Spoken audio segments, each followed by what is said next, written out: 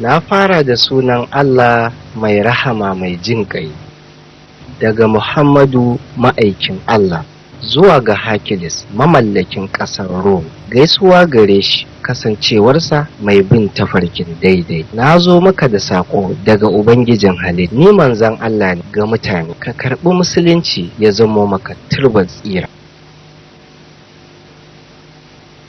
Sabon annabin nan ne na Larabawa. Irin shirman nan ne da aka aika wa Haran daga Sahara, maganar bauta.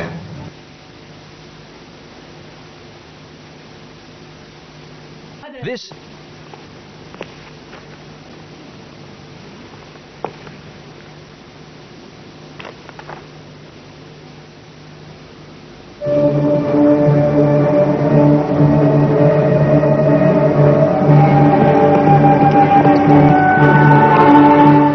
zuwa ga Fatirik mamallakin Askandariya.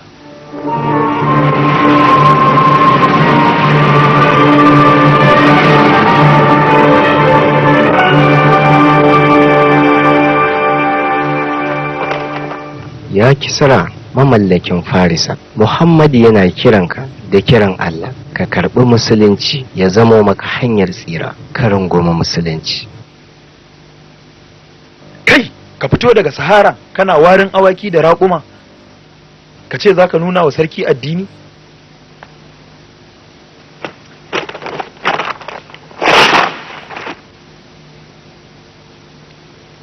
Muhammadu ma'aikin Allah, wane ne ya bashi wannan iko? Allah ne ya aiko Muhammadu ya zama rahama ga mutane.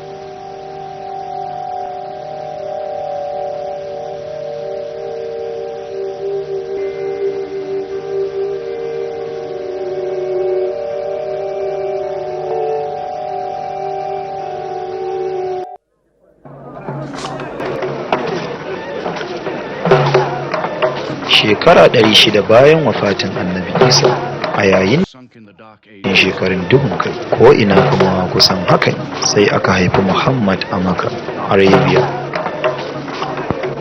Makka birni ne na kasuwanci a lokacin da suke mulkinsa. arzikinsu kuma yana haɓaka ne ta hanyar bautar gumaka, kasancewarsa cibiyar bauta. Domin kowace shekara bokayen da ke tsufin sahara kan kawo allolinsu ka'aba don neman tabarruki.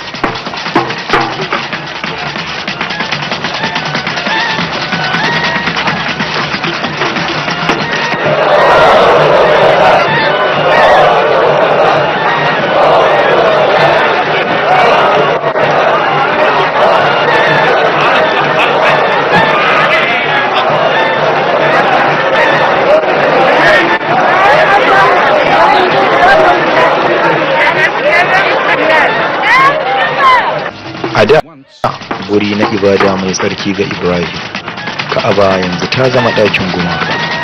Tare da kurin cewa akwai gumaka 360 a ciki. Maka a shekara ta 610 miladiyya.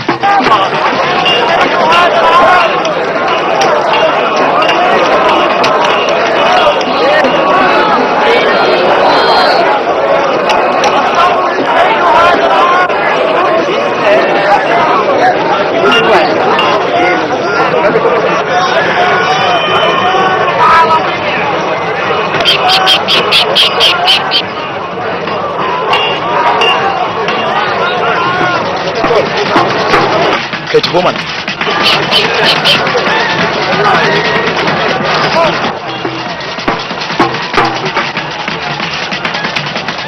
Ka san yau irga ta ce Umayya. Tukunna dai. Shekarar na akwai yalwar awaki. Na iyayen giji ne da masu yin su. Ka san haɗin yayi. Sun ta Ka'aba.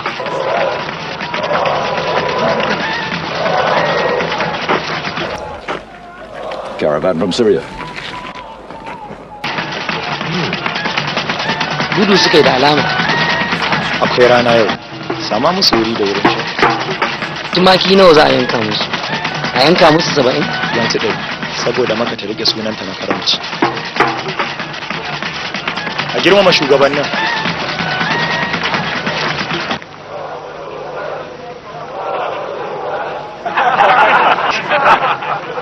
Ku ba da gurasa da ruwa ga sarkin surutu ku sha zance. Domin a gidansa ne kullum maganganu suke shan yanka.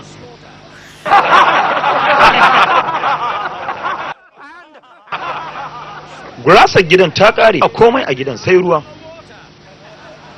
Buɗe fili, ku buɗe fili. Masoya gambara ga Abu Safiyan, jagoran masu ibada kuma mai arziki. Idan Abu Safiyan ikira ka gidansa wasa, za ka sha gara da sharafi, saboda ko ina ka duba a filin wasa babu abin da idan ka zai ganin maka sai giya mai zaƙi da alkaki.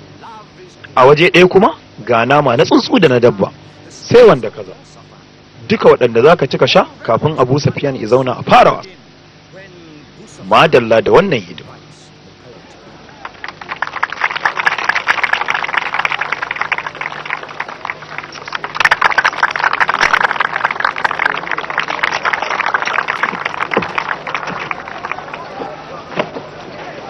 Uwar gida ga ɗan cana mai kyau da inganci. Muna da kallabi da mayafai masu ƙayatar da idanu. Son kowa kin wanda ya rasa.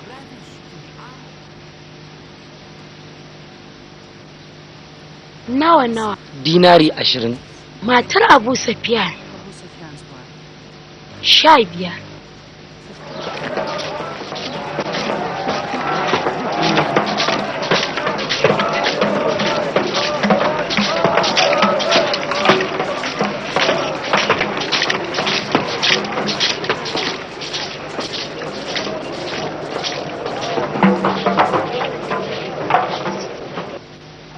Yawwa mijin Ka'aba sun yi farin ciki da wannan hidima.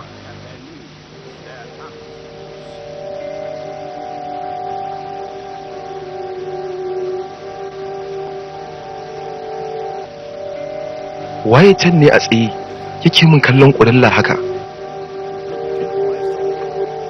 Ku ɗauke ni daga wajen nan.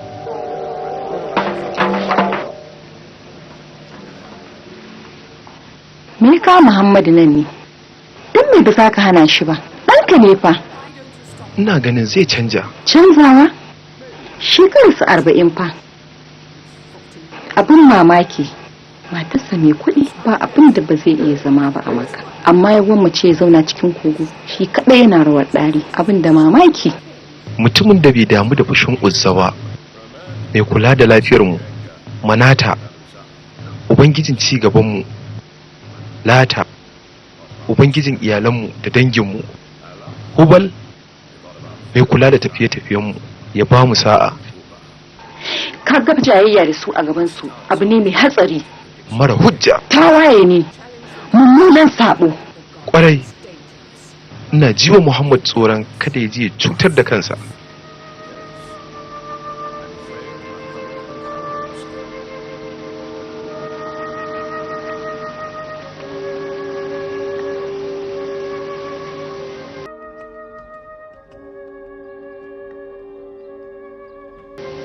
Taro ya watsi, an gama buki lafiya. Allah ya kai mu baɗi lafiya.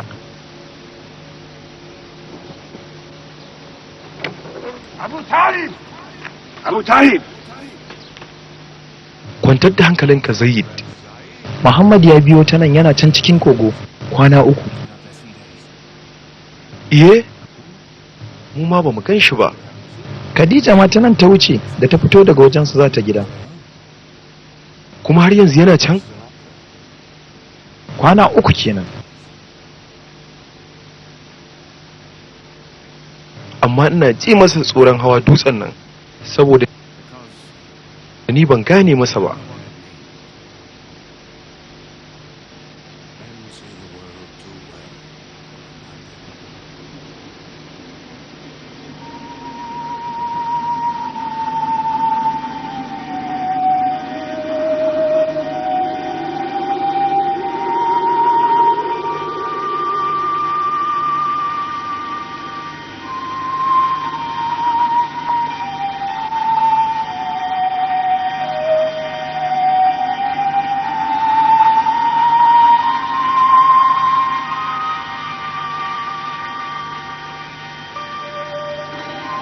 Muhammad, yi karatu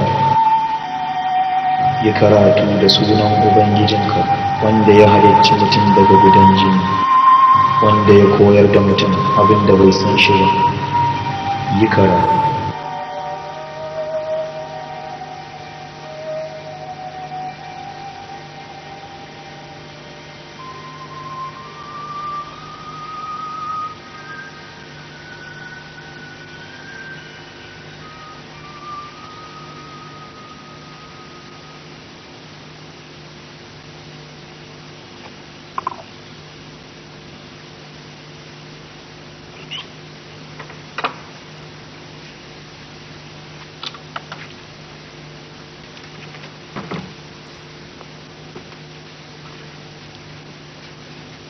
Har yanzu yana can a lulluɓe da mayafi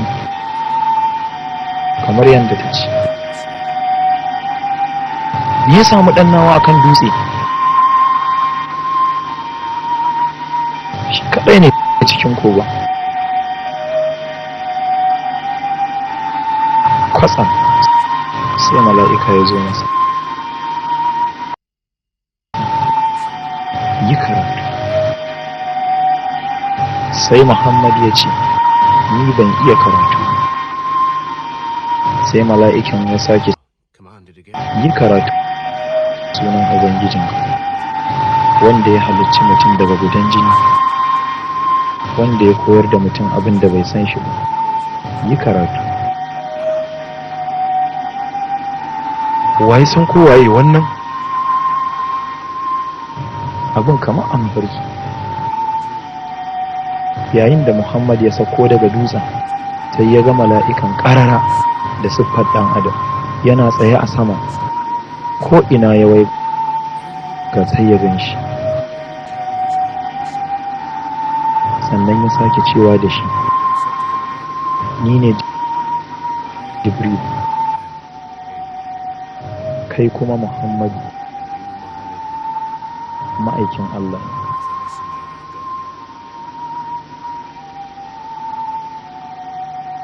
Wa ya gaya wa wannan labarin? Matarsa da Ali. da abbaka da kuma kai ni ya ɗauki ɗansa. Ahir da wanda za ka gayawa. Gaya masa babbansa da ya kula da shi yana yaro zai ci gaba da kiyaye shi. Wannan shi ne Ubangijin Musa da ya magana da shi ta cikin haske.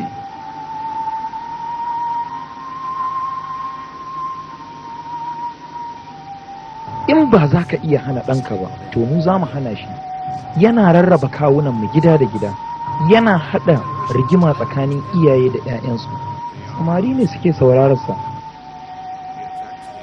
Mu larabawa ne masu biyayya ga iyaye, 'ya'yanmu ba za su koya mana ba. Yaya za mu yadda da mutumin da yake kaskantacce jiya yau ya ce shi ne annabi? Wai matattu ma za su tashi, wai saboda wanda ya yi mutum da farko zai iya dawo da shi a faɗarsa. Gaya masa. The gods might leave us and give their benefits to another city. Za mu ba shi iko, shugabanci da makullan Ka'aba da kuma kuɗi nawa yake so. Faɗa masa za mu ba shi duk abin da yake so.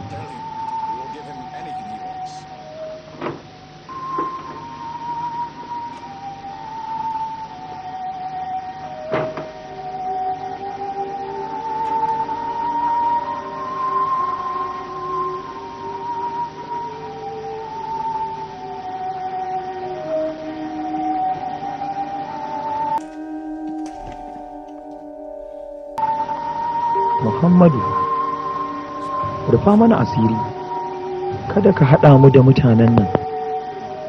Kaga tun kana yaro a hannuna kake. Ba zan so in ga abin da zai cuce ka ba. Idan ka ci gaba, za su cutar da kai.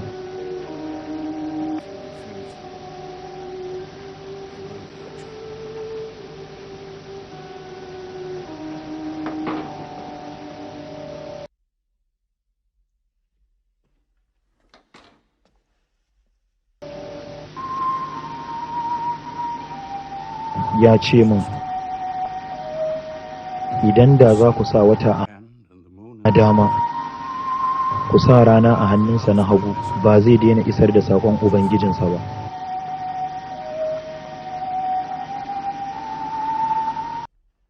Don ba raina za ka iya duk abin da ka so, amma mutukar ina raye sai ka bi mai. Me yasa kake bata babarai? Idan da kullum sai na buku kuma duk dare in yi caca shi ne burgiya a wajen ku. Da sai na fi ƙaunar ka fiye da yanzu. Ku duk fa 'ya'yana ne.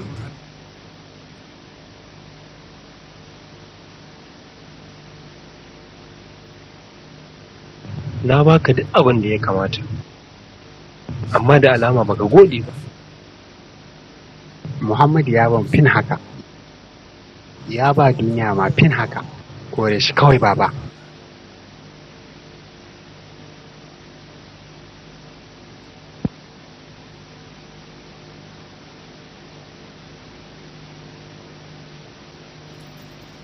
Amma baka kyauta mun ba, kana wahalar da shi.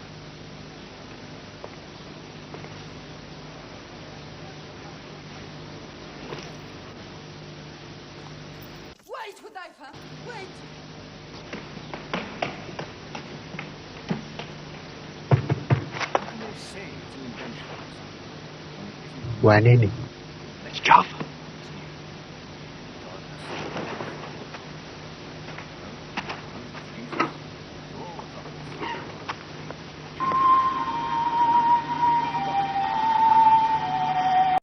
Now God says it to Muhammad again. And it is new again.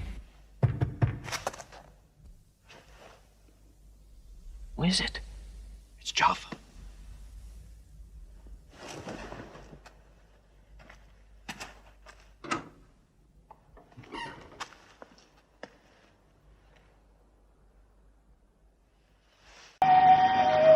Me ka zo mana da shi? Saƙo ne daga Allah.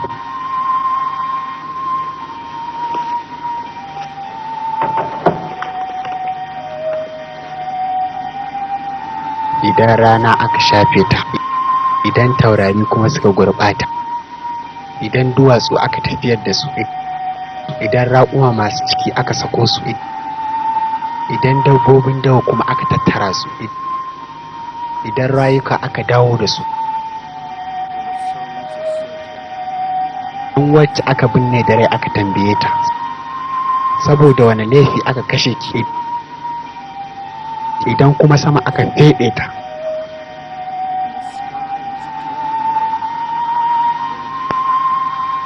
rayuka za su san abin da suka aikata. Kana wajen Ja'far yayin da Allah ya aika masa da shi.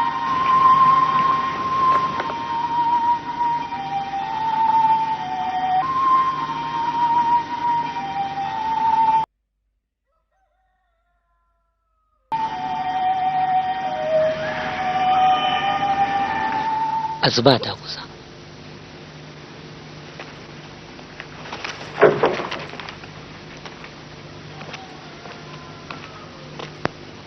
Amar, fara fita. Sai kai Ja'far.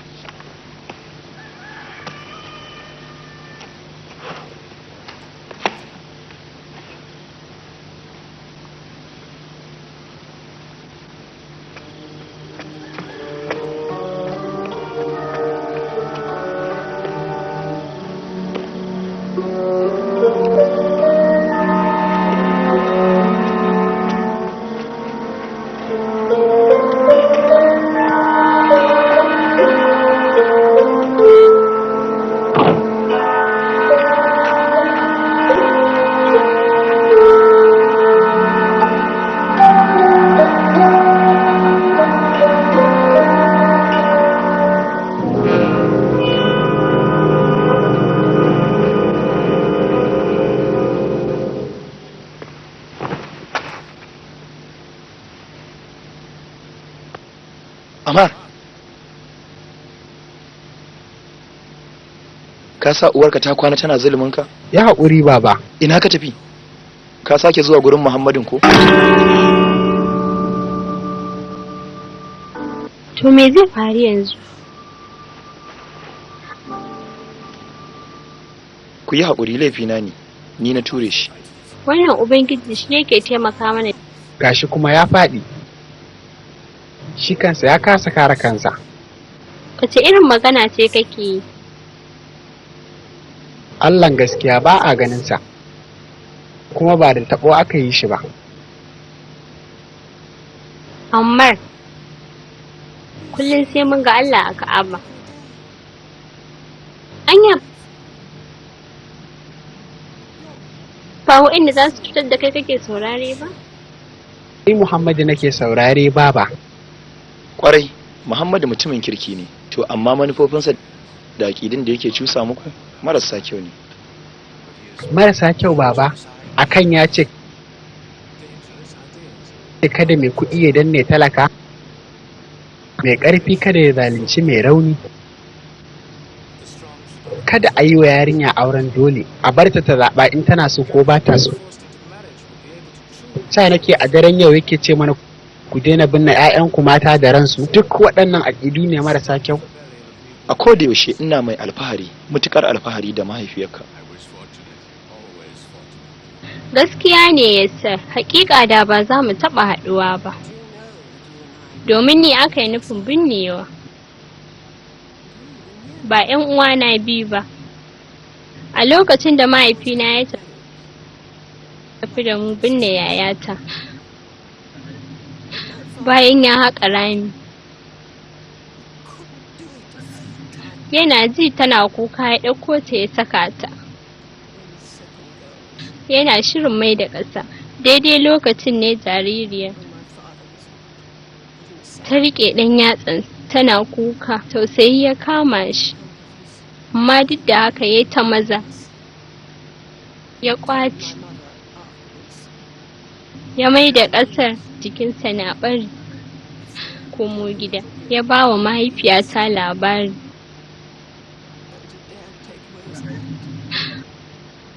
Lokacin da aka haife ni, mahaifina na ji sai ya rugo cikin gida cikin ƙaraji yana cewa ni ba zan ƙara ba.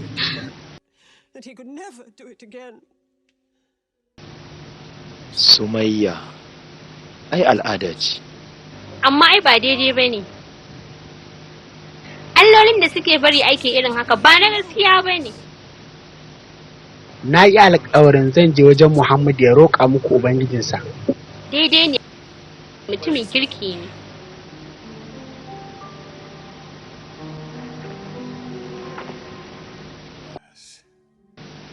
Nema izini.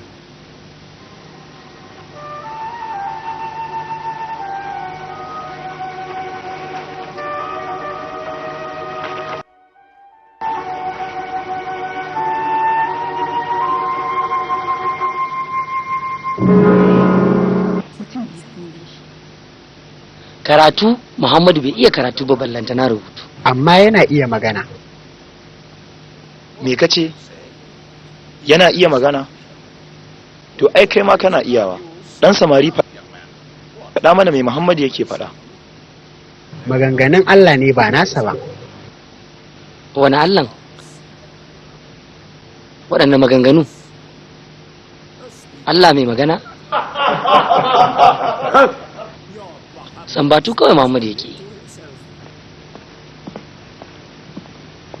Idan Allah ya sakar da Muhammadu ayoyi baya manci kowace kalma, sannan ya gaya waɗanda za su iya rubutawa shine Alƙur'ani. Muhammad mafarki kawai yayi. Sun da yake lullube da mayafi idanunsa a rufe. Idanunsa a rufe amma zuciyarsa a farke. Kan doke shi da taurin kansa. Ba amfanin yin haka. Shin Muhammadu bai san cewar muna rayuwa ne ta hanyar bawa alloli sutura ba? Muke da Ka'aba. Kowace shekara ƙabilun Larabawa na zuwa dan bauta da cinikayya da mu. Yanzu kuma sai mu canja alloli 300 da guda wanda ma ba ma iya gani? Dukiyarmu kuma da take gidajenmu sai mu ba da ita ga wani abu daban? Kana ganin haka za ta sabu? Me yasa maka ke haɓaka? Saboda allolinmu su ne hanyar bautarmu da kuma samunmu. Allahnmu ba sayansa ake ba. Samari, za ka jawa kanka bulala. Amar, ku kai a hankula yaro. Muhammad ya nuna muku bawa daidai yake da ubangidansa. Yanzu bakin bawa Bilal da na siya da kuɗina sai kuma ya zamo daidai da... Sai kuwa, Muhammad ya ce a wajen Allah duk ɗaya muke, babu wani bambanci. Lallai wannan abin farantawa ne ga baya ga musakai tunda an ba su dama. Bilal, nuna wannan bambancin da ke tsakanin Ubangijinmu da bayi. Karɓi bulalan nan. Lallai bulala ce kawai za ta nuna masa hanya.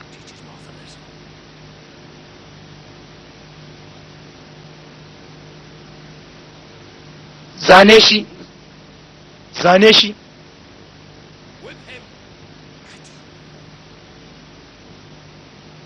Zane shi!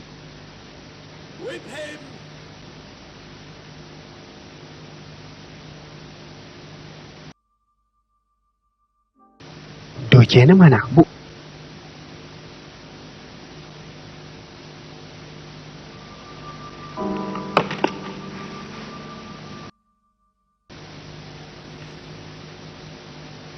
Bu umarnin suka kashe ka.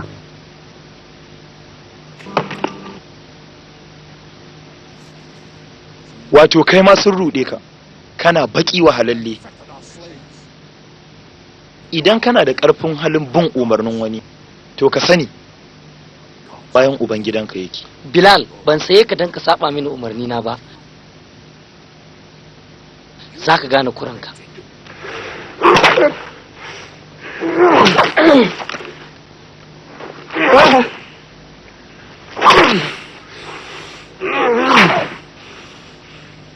Allah ɗaya, Allah ɗaya, Allah ɗaya ne,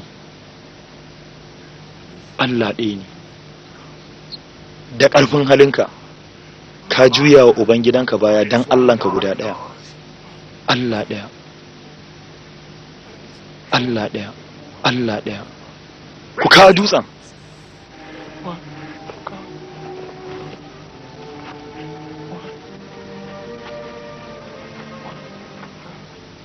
Danne shi.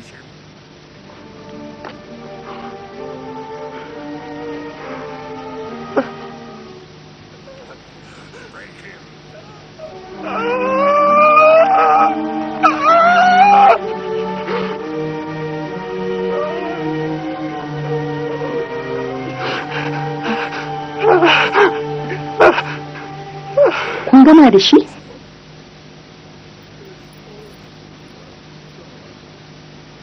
Dube shi banza. Umayya.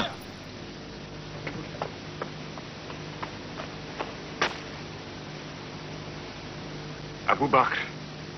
Zai biya dinari 100 akan bawa. Dakata, ya saba wa al'adarmu sayar da bawa lokacin da ake ladabtar da shi. Idan tayin bai yi ba Umayya, 200.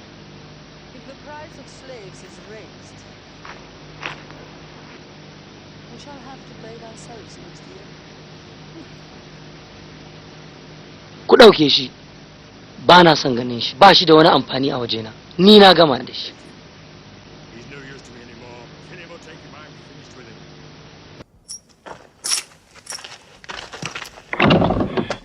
Ku fito, lokaci ya yi, Allah ya sanarwa da manzansa ya bayyana addininsa a fili, a buɗe tagogi duniya kowa ya ci.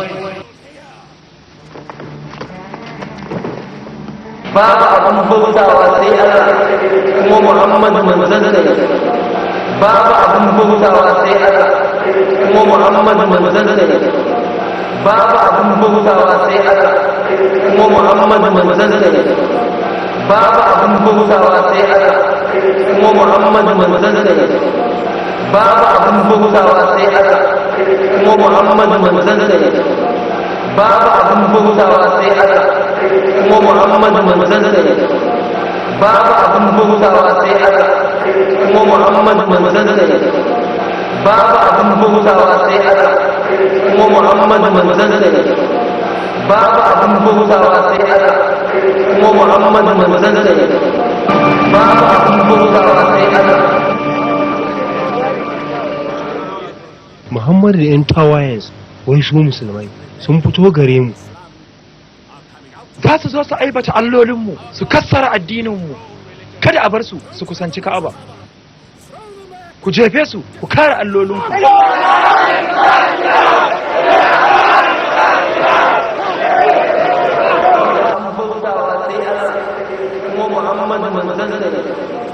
Babu abin bautawa sai Allah kuma Muhammad manzon sa babu abin bautawa sai Allah kuma Muhammad manzon sa babu abin bautawa sai Allah.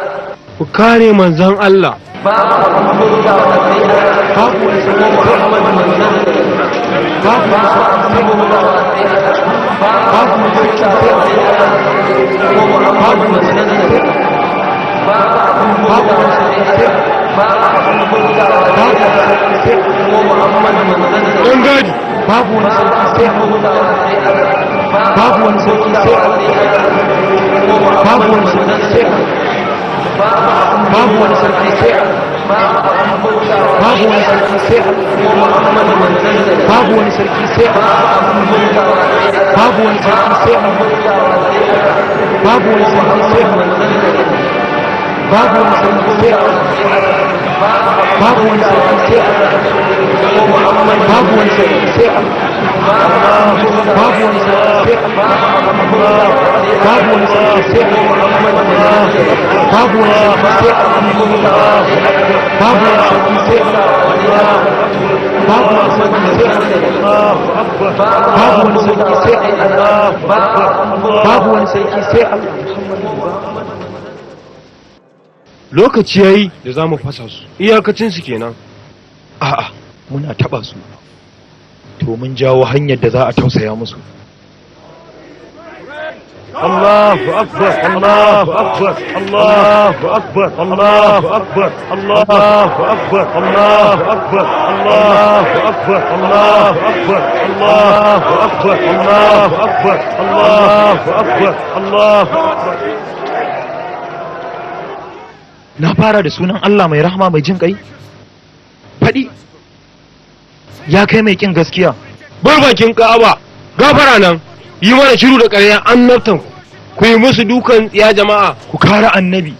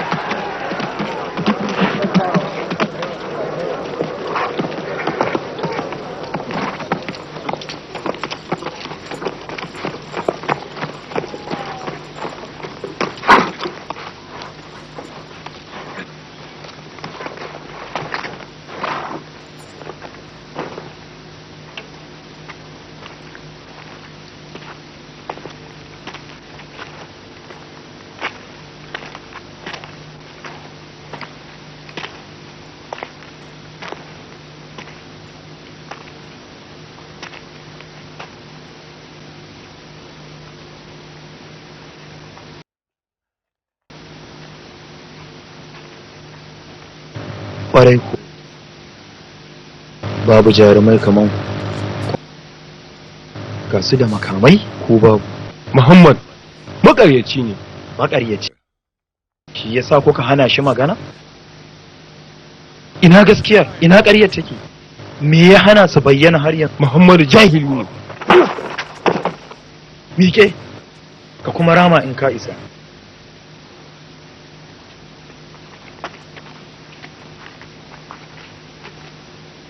Ina bayan addinin ɗana, abin da ya faɗa ni ma na faɗa.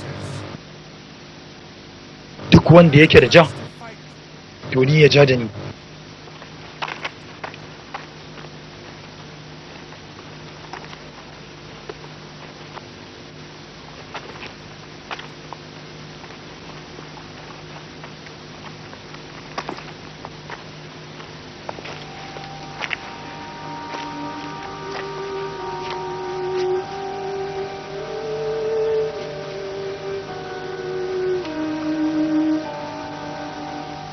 Muhammad, da dare idan ina farauta a cikin sahara, ina ganin alamomin suke tabbatar da Allah ɗaya ne.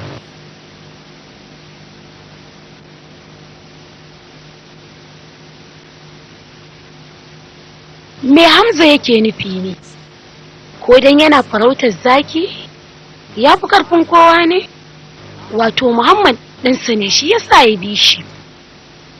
Matsawar za mu ci gaba da taɓa su, to za su ci gaba da ƙaruwa ne. Daga ina Muhammad ya samo sihirinsa ne? Ban sani ba. Ta yaya mutum jahili zai sauko bayan kwana 3 ya zo muku da waƙa wai Allah ne ya aiko shi? Ba fa waƙa ba ce.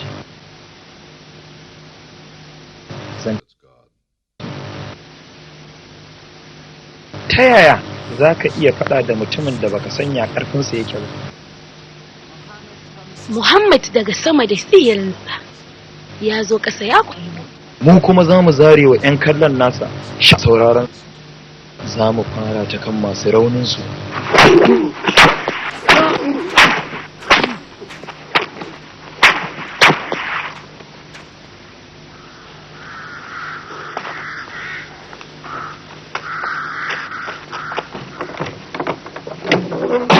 Your side.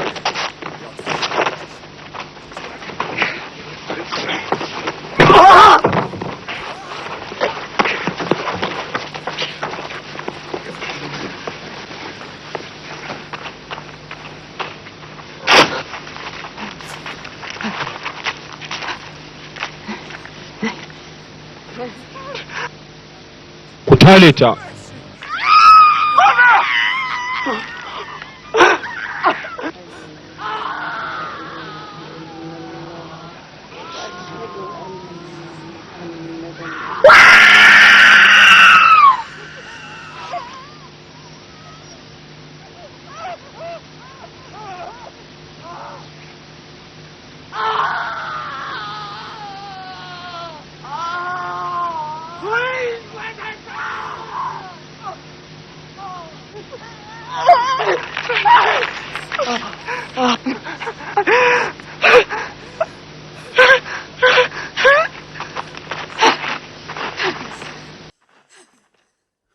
waye ubangijinki?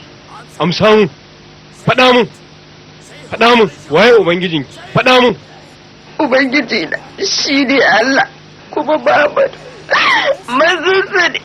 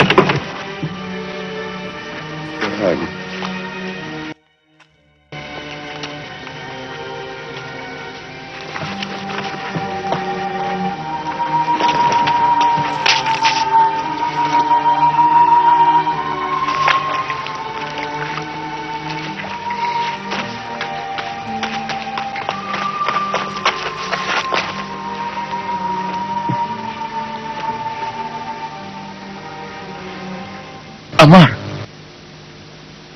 mahaifinka da mahaifiyarka su ne farkon shahidai a cikin musu na ce makomarsu.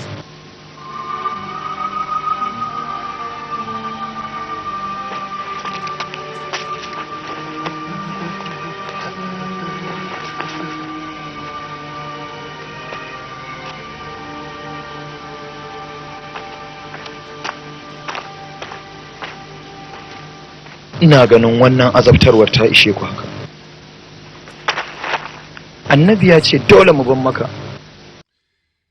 Idan kuka zauna za su karkashe ku ne ɗaiɗai da ɗaiɗai. Muhammadu ya ce Habasha akwai wani adalin sarkin Kiristoci mara nuna bambanci.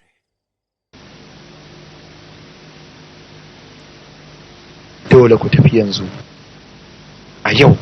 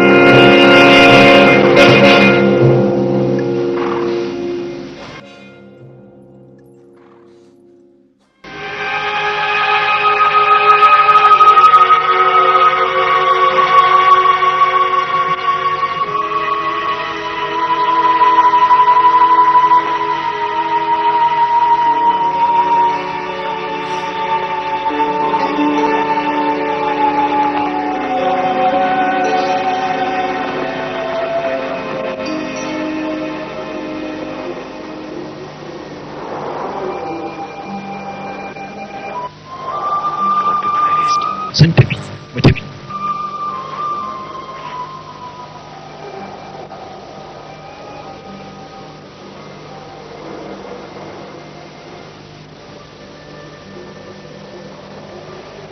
Mun ga sawunsu amma mun bi su mun rasa su. Da takaici suna ƙasa a wannan saharar kuna dawaki ku bari su guje muku? Guje mana sun bace ne kawai. Muhammadu wato cewa ya masu raunin su gudu in sun san wata ai ba su san wata ba. Tafurwa gudu ba dai yamma suka yi ba to mu zuba mu gani mu da su.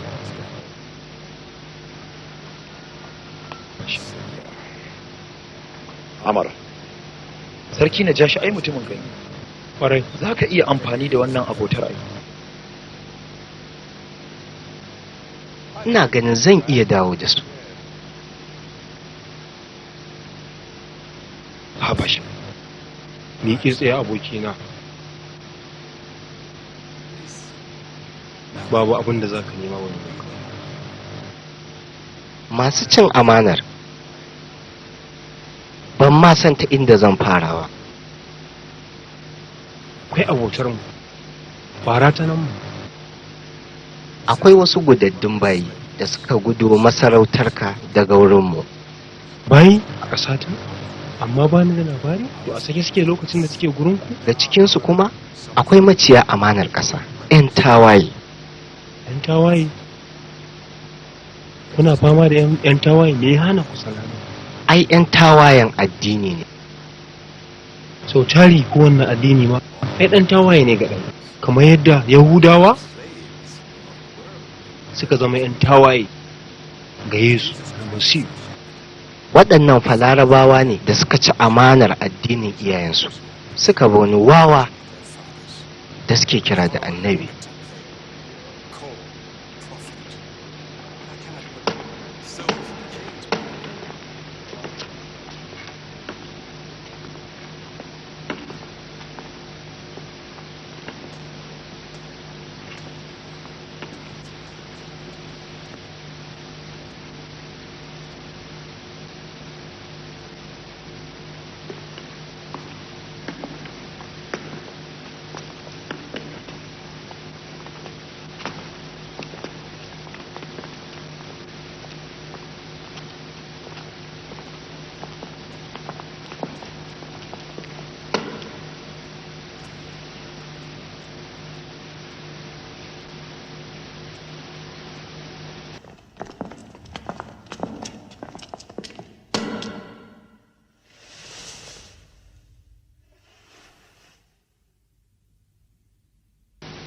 Tsire su sami duk in mun koma.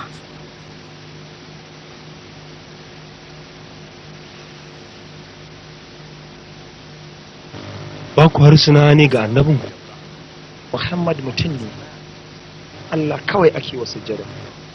Menene mu'ujizar Muhammad Jafar? Mu'ujizarsa a bayyana take, ta kuma zaga ko'ina. Ƙwarai gaskiya ne.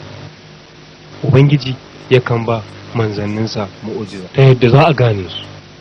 Mu'ujizar Muhammad ita ce Qur'ani. Wai littafin da jahilai suka rubuta aka danganta shi daga Ubangiji. na ganin haka ma ya isa sarki. in dai littafi ne mu'jiza ban ga ta yadda zan yarda da ku domin kowa ma zai iya rubuta littafi da hikimarsa ya ce shi annabi ne kuma a yarda da shi tun anan ma kun faɗi. ina jin dai muhammadin ku ba shi da mu'jiza wannan ma da naji ya isa kar ku ɓata mana da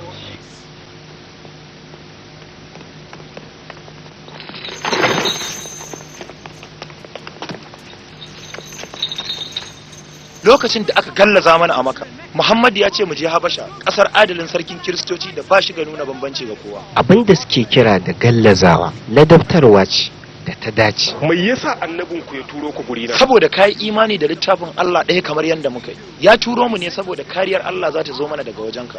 ka ji magana daga bakinsu kamar su suka kera ta. kada ka samun ka'idar sauraron sa abokina.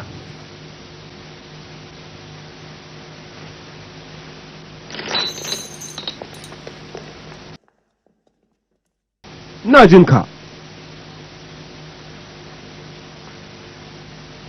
mun ɗau shekaru muna bauta wa itace da duwatsu sifar da mu muka kera ta da hannunmu muna rayuwa cikin jahiltar ubangiji mai kuɗi ba ruwansa da talaka ta yadda mutum ba zai iya tallafa ko da ɗan uwansa ba idan ya tuntube zai faɗi wannan kuma duk ya samo asali ne ta dabaibaye mu da munanan al'adu suka yi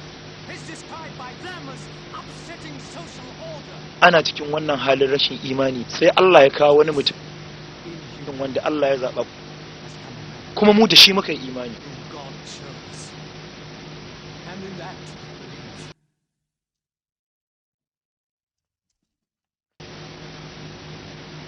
ka dunkula maganarka ina roƙonka da ka warware mu. ina magana ne akan ma'aikin Allah. Muhammad ya koyar da mu bautawa Allah ɗaya faɗar gaskiya mu ƙaunaci maƙocinmu kamar kanmu mu ba da sadaka ko da fara'a ma sadaka ce mu kare hakkin mata daga ci musu zarafinsu mu taimaki maraya mu kuma juya baya ga allolin dutse da itace.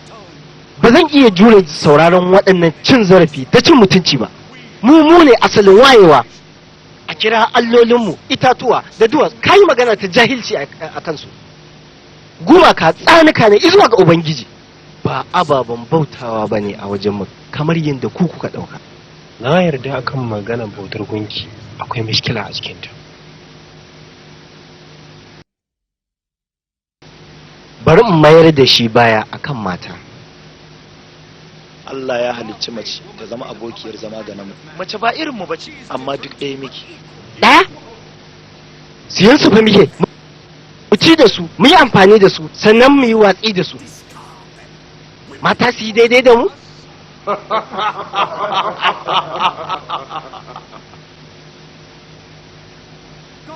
Allah ya halicci ɗan adam namiji ɗaya mace ɗaya dan haka dole ka girmama mace ko dan cewa ita uwa ce. me yasa Allah ɗaya yake neman rufe bakin alloli 100 baki fi su ne. Allah ya taɓa magana da mu ta hanyar Ibrahim, Musa, Nuhu da kuma Yesu almasihu. To me yasa za a yi mamaki idan ya yi magana da mu ta hanyar Muhammadu? A ina kuka san wayannan sunaye? Daga cikin Alƙur'ani. Muhammadin nan fa maraya ne, me kuma kiwon tumaki. Annabi Isa ma ai kafinta ne.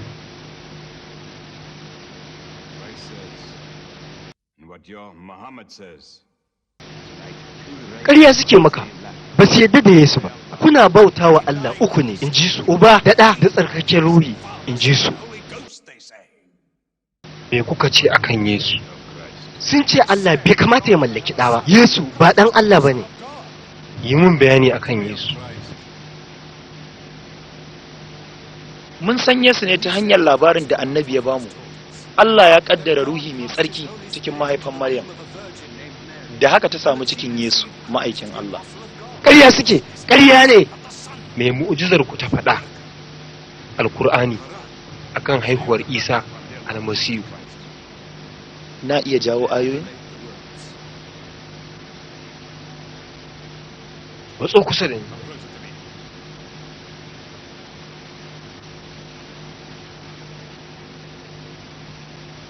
na fara da sunan Ubangiji mai rahama mai jin ƙai. Kuma ka ambaci Maryam cikin littafi yanda ta keɓe kanta daga danginta. Sai muka aiko mata da mala'ika mai suna Jibrilu, sai ya ce, ni ɗan saƙo ne daga Ubangijinki, don sanar da ke haihuwar tsarkakakken ɗa daga gare ki. Ta ce, ta yaya ni Maryam zan mallaki ɗa, alhali ba wani namiji da ya taɓa ni? Sai Jibrilu ya mayar mata, a wajen Ubangijinki haka mai sauƙi ne, muka yi hakan don ya zama alama ga mutane, da rahama daga gare mu. Abin ya kasance al'amari hukuntacce.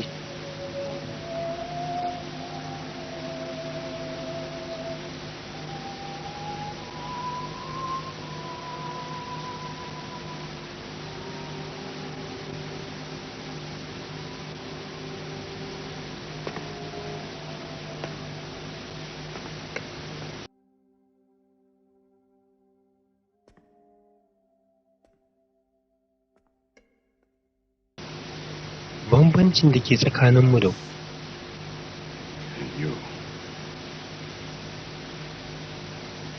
bai wuce Isa da Muhammadu ba.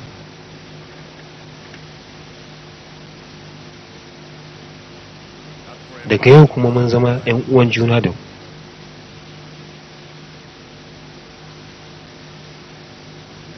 ku zauna kuma a Habasha cikin zaman lafiya har iya yadda kuke so. Allah kuma ya sa albarka a gare ku idan za ku dawo.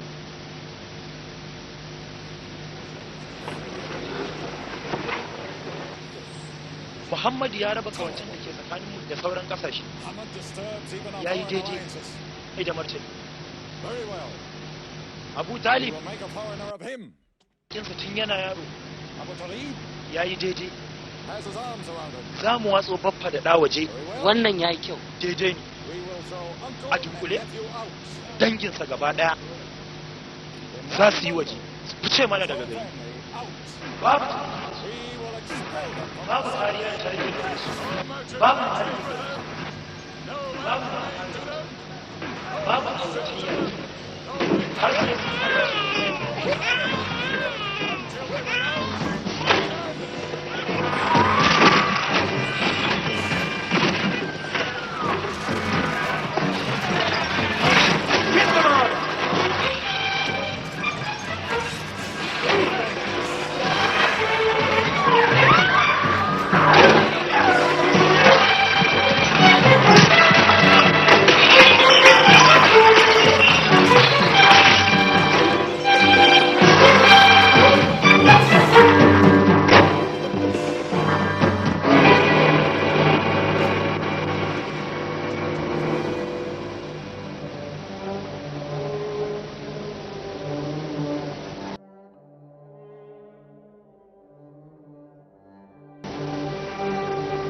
wannan su ne mafi kuntatar shekaru a rayuwar Annabi. Shekaru 3 suna fama da yunwa da ishi, ga tsananin zafin Sahara. A cikin waɗannan shekaru ne manyan bakin ciki suka faru lokacin da matar Annabi da suka yi shekaru 24 tare ta rasu. Sannan Abu Talib babbansa shi ma ya rasu, ko da lokacin yana dab da mutuwa. Abu Talib sai da ya ƙara ƙoƙarin sasanta mutanen Makka da Annabi. Sai faman nana ta kalma ɗaya, idan kalmar yake so ba sai mu bashi 10 ba, amma ai wannan da allolinmu yake.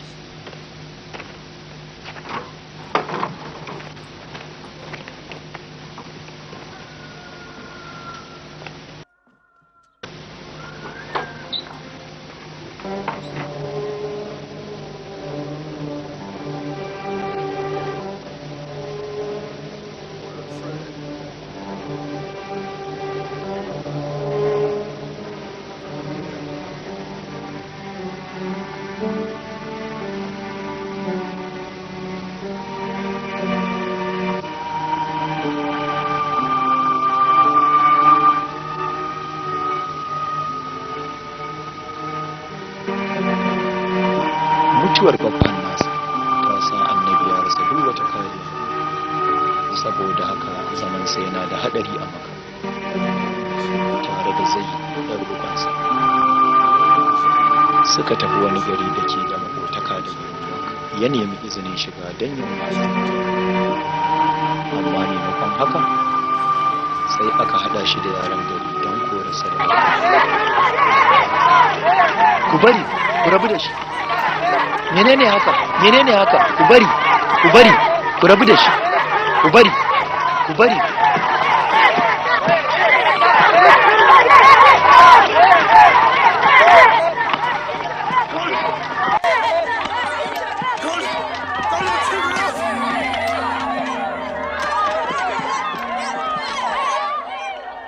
Muhammad called this the bitterest day of his life.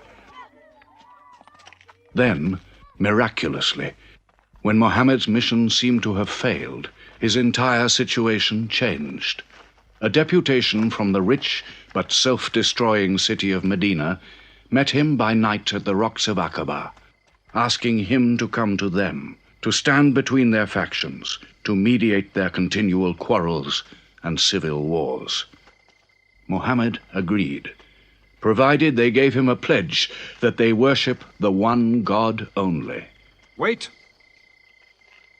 When we take this pledge, we expel ourselves from the rest of Arabia.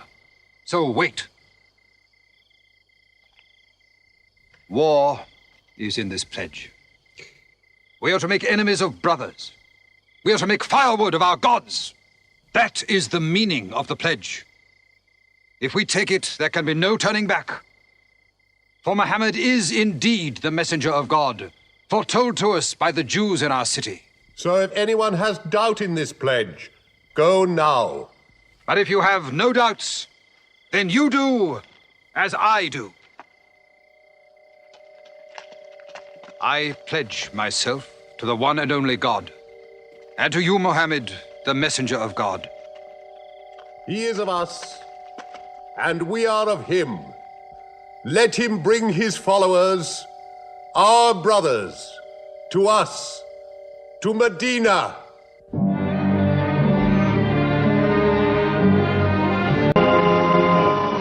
Wannan ita ce tafiya ta canza duniya, ita ce hijira ko canza sheka zuwa Madina. Mutum 70 ne kawai suka kasu zuwa kungiyoyi tare da tafi sama a cikin Sahara, ba tare kuma da tunanin abin da zai biyo baya ba. Ko wahalar wannan tafiya, wanda daga shi ne musulmi suka fara lissafinsu, daga kuma lokacin ci ya kafa harsashinsa. Annabi bai bar maka ba duk da kasancewarsa cikin babban haɗari, sai da ya tabbatar dukkan mabiya sun yi hijira lafiya.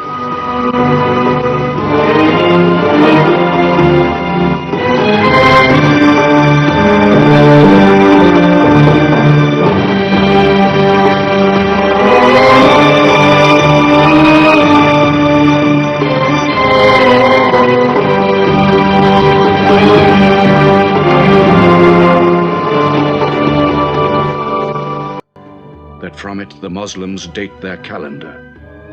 In this moment, Islam found its future. Muhammad himself stayed in Mecca in the greatest danger until all his followers had left safely.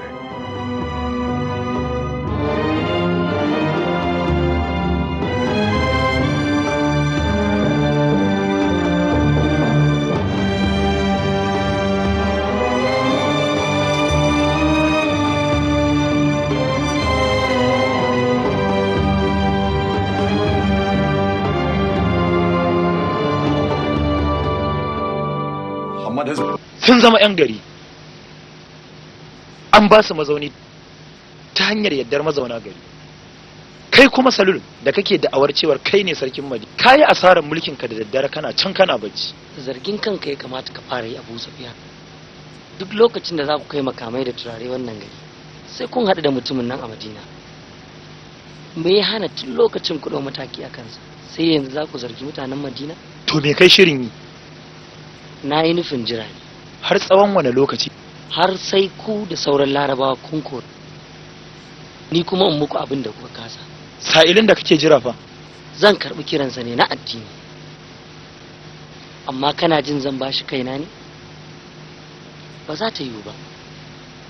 Ka san Madina ita ce ta biyu a munafunci. ya iya kiransa da farin munafunci. Sarki Salul, me yasa ke ɗora goshinsa sau 5 a ƙasa a rana ne? Ji wani rainin wayo. Daga yau ya dina. Yanzu za mu yi abin da a baya ba mu yi ba. Kashe Muhammad. Zo mana, zo ka gani. An ce da gwaji ake.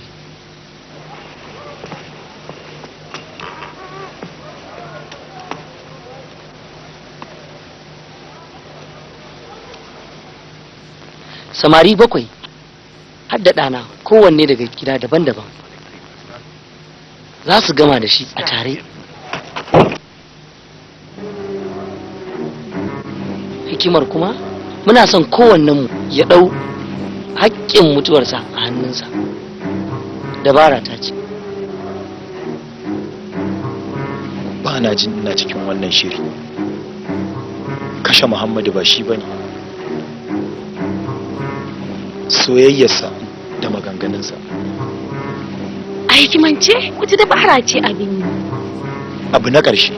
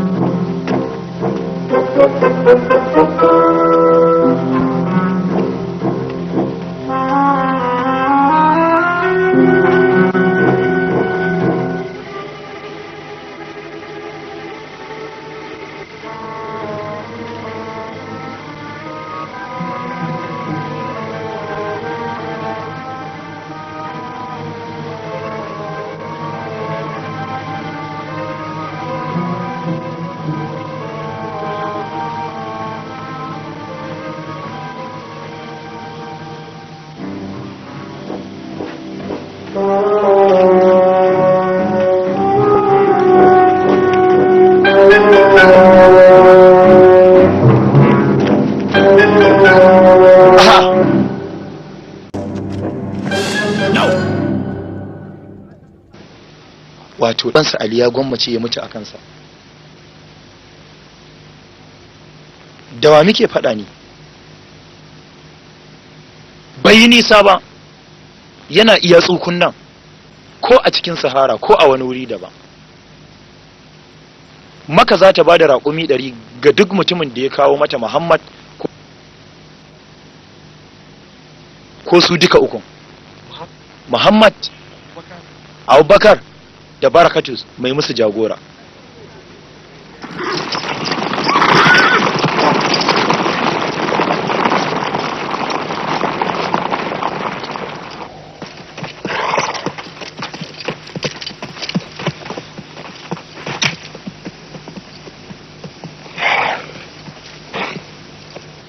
Menene? Ba raƙumin kiwo ba ne. Raƙumin safara ne ko kuma na hawa.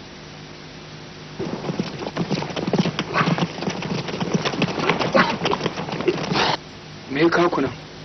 Shi ne masanin sawun ba abin da ya nuna sun yi gabas? Ƙoƙarin da nake kenan. Aka ce babu sawun da zai gagare ka ganewa ko da ku sawun na tsuntsu ne. Mu tafi tare.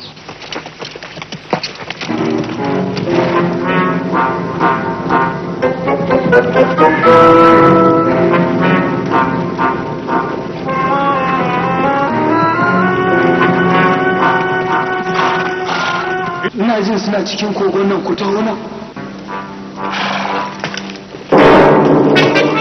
Muhammad, in ka fito za mu kai ka Makka a raye.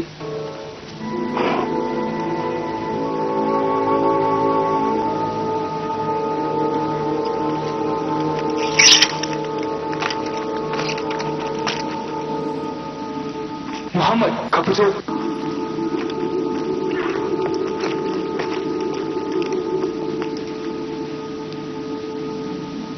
Ina jin ba sa ciki da alamun haka.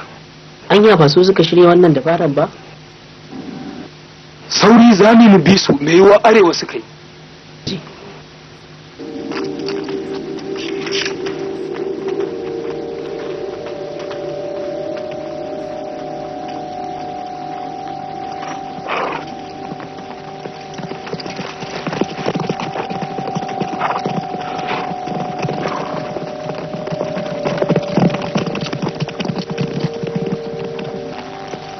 Ubangiji ya kaddara yanar gizo-gizo da kwan kurciya su zama kariya ta hanyar yin hijabi tsakanin annabi da masu nemansa, mutanen maka. Ɗan jagoransu barakatu shi ne ya musu jagora, shi da abokinsa. Can kuma madina mabiya sun yi da fifi tare da saurari don tarbe, amma tare da fargaban wannan tafiya tasu.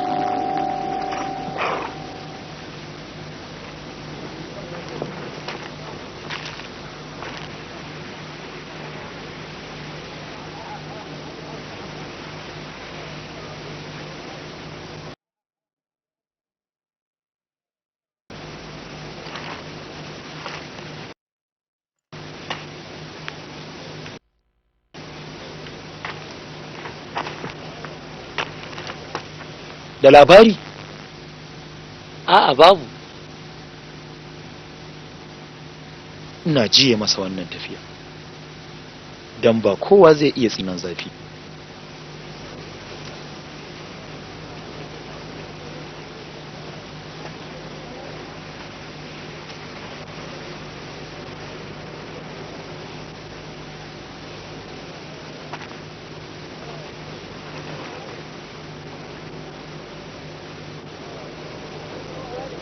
Albishirinku can, ga su can.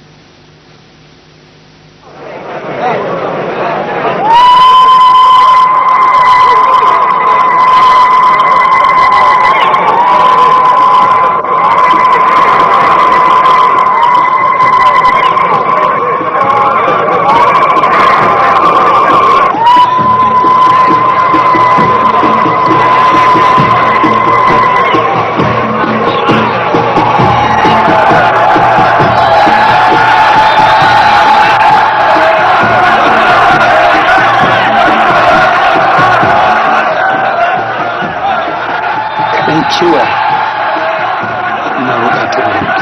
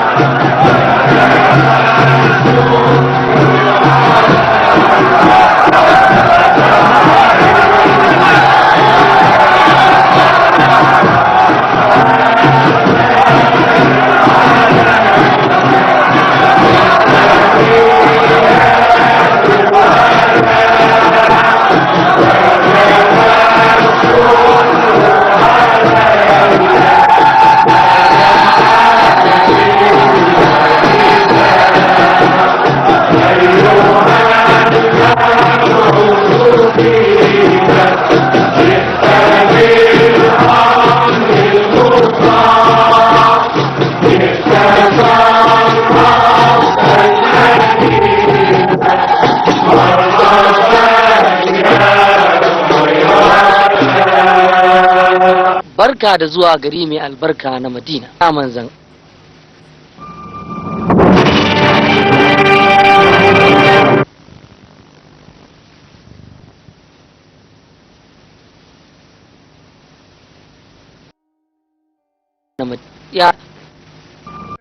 A gidana ya ma'aikin Allah, gidana ne mafi kyau a Madina, ina neman albarkar saukana. A gidana! a saurara, ta yi annabi zai zaɓa daga dukkan yawan nan namu. A inda Allah ya jagoranci rakuminsa ya tsaya, to a nan ne zai gina gidansa. Duk mun amince, sai a saka wa raƙumin akalarsa har iya inda ya ja ya tsaya, a nan ne annabi zai zauna.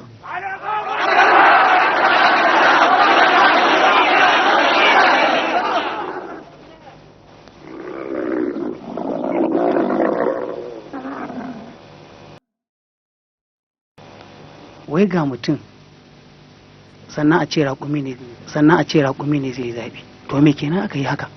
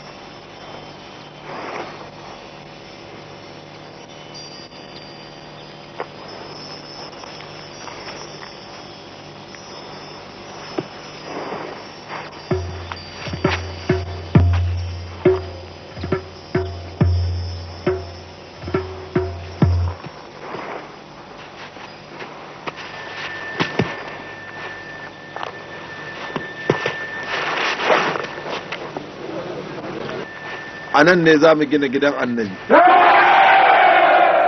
Sannan wurin taro na farko ko wajen ibada, masallaci na farko a musulunci a nan.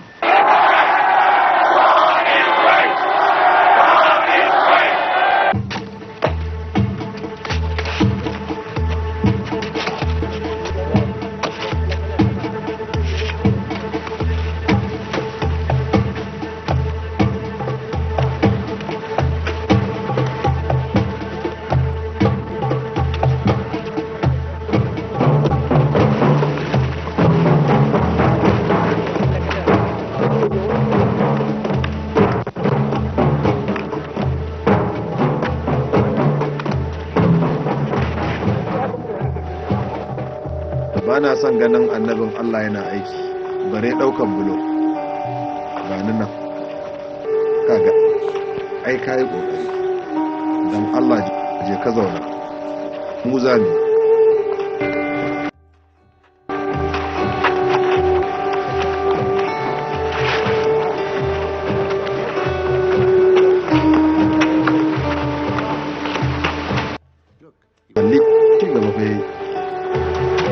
aiki ma ai ibada ne in ji shi.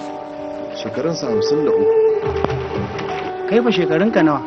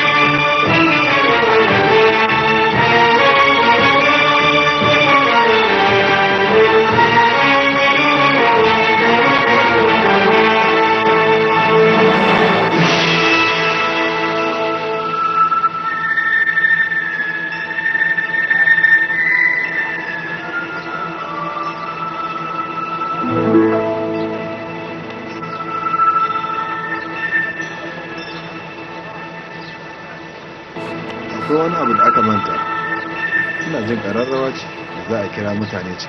Wai don kiristoci na amfani da ita? Gani na ga ƙaho? gangafa ganga akwai matsala. Mai zai hana muryar mutum kamar yadda Umar dan Haddafi ya mafarki? Za ku faɗa Annabi. Gama Bilal? Ni? Kana da murya, yi amfani da ita mana. Aucan.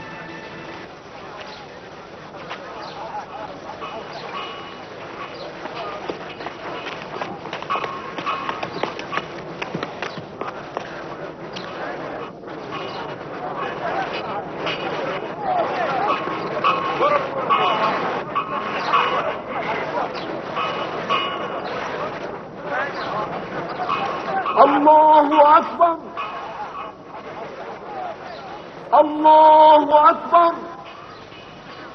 الله أكبر الله أكبر أن لا إله إلا الله أشهد أن لا إله إلا الله أشهد أن محمدا رسول الله أشهد أن محمدا رسول الله حي على الصلاة حي على الصلاة حي على الفلاح حي على الفلاح الله أكبر الله أكبر لا إله إلا الله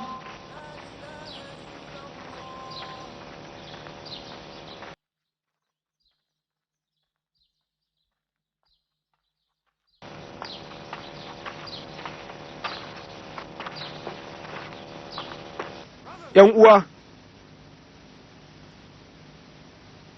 a yau mutumin Madina zai gaisa da mutumin Maka, kowannensu zai amfani ɗan uwansa. To, bismillah, ka rungumi maƙocinka don ‘yan uwantaka.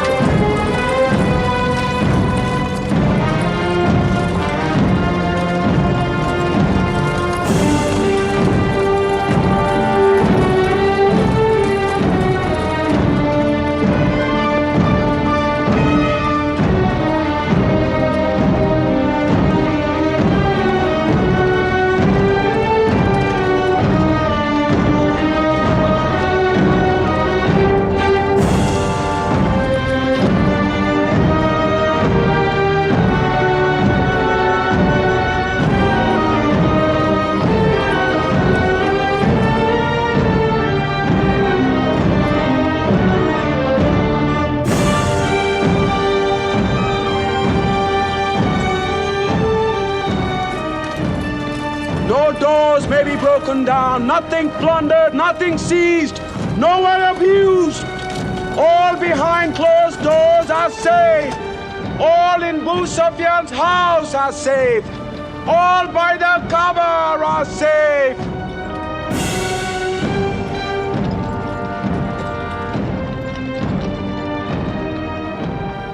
At least he kept his word. I haven't forced the door. He storms hearts, not walls. It's a permanent victory. I dread going out. We must appear in. Were we so wrong? The way we lived, yes. That was wrong. We were trapped in our own faults. Our gods were less than us. Now there he is, making his entrance to the Kaaba.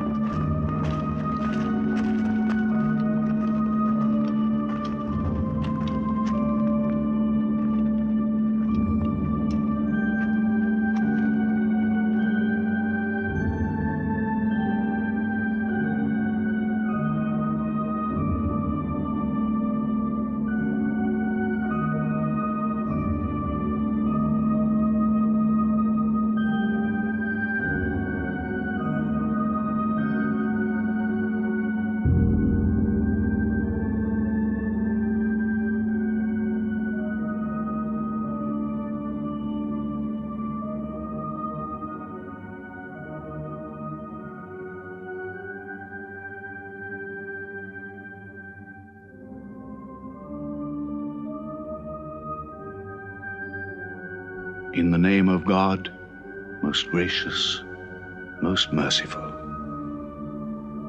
God gave this house to Abraham to be a sacred place. Worship no other gods but him and cleanse his house.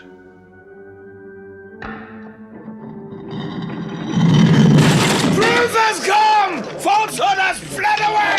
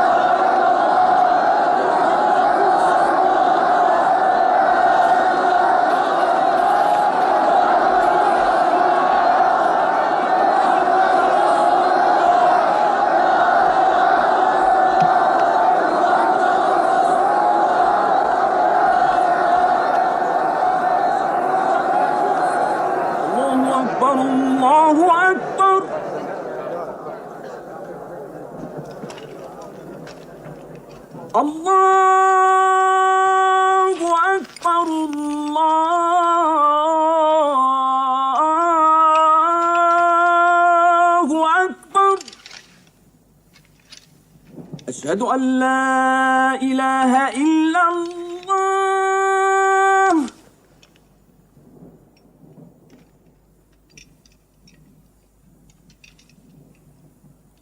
أشهد أن لا إله إلا الله. So it was. Muhammad took no revenge and allowed none. He declared Mecca a holy place. No one may shed blood, or cut down a tree, or kill a living thing in Mecca. Soon all Arabia was converted, not only to the new worship, but to the new laws, manners, attitudes contained in Islam. The Prophet had lived to see his work done, but now he began to feel the nearness of death. One great act of his prophethood remained, the setting of its seal. He called the people to him, and he spoke for the last time his message of surrender to God and humanity to man. O mankind, listen well. I may not be with you much longer. The weak among you, feed them on what you eat, dress them as you are dressed. You will meet your God, and he will call you to account for your actions. Let those who are present warn those who are absent. You are all descended from Adam, and the best among you is he who most regards God. Think deeply about what I say. Let all your feuds be abolished. You must know that every Muslim is the brother of every other Muslim, and all Muslims are brothers one of another. Between Muslims there are no races and no tribes. Nor must you take anything from your brother except what is given freely. Do not oppress, and do not be oppressed. O my people, I am but a man. It may be that the angel of death will visit me soon, and death will overtake me. But I have left you a book, revealed by God, the Quran, which is light and guidance. Now he repeated to the people the final revelation of the Quran, the seal and termination. Not Muhammad's words, but God's word. This day I have perfected your religion for you, and completed my favor to you, and have chosen for you Islam as your religion. On June the 8th, 632, in his 63rd year, Muhammad died. Many of his followers could not believe the fact. How can such a man die? But Abu Bakr, the Prophet's friend, stood up in the mosque. If anyone worships Muhammad, let him know that Muhammad is dead. But he who worships God, let him know that God is alive and cannot die. They buried Muhammad beside his mosque in Medina. But the religion he preached found its place in the heart of man. It endured. It multiplied. Still to Mecca they come, mankind. The people of Islam dressed in their pilgrim white. All equal before God, all united in this place of prayer. Each individual soul joined in a community of worship. One God.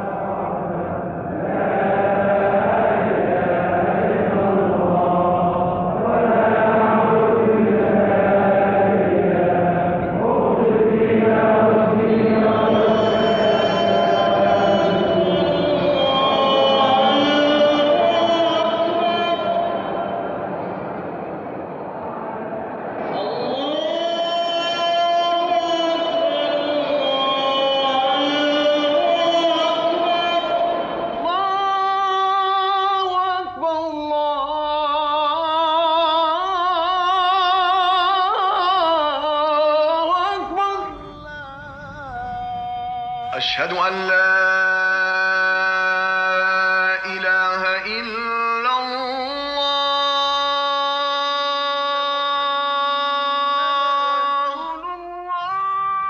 أشهد أن محمدا رسول الله.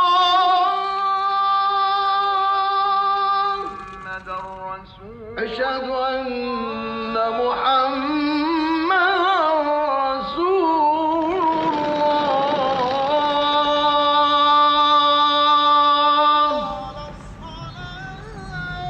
حي على الصلاة.